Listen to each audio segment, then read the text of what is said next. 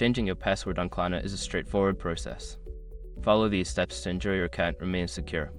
Step 1. Log into your account. Visit the Klarna website or open the Klarna app. Enter your current login credentials to access your account. Step 2. Navigate to account settings. Once logged in, look for the account settings option, usually found in the menu or profile section. Click on it to access your account details. Step 3. Select password change option. In the account settings, find the option to change your password. This may be labeled as change password or security settings. Step 4. Enter current and new password. You will be prompted to enter your current password followed by your new password. Make sure your new password meets the required security criteria. Step 5. Save changes. After entering the necessary information, click on the Save or Update button to apply the changes. You should receive a confirmation that your password has been successfully changed.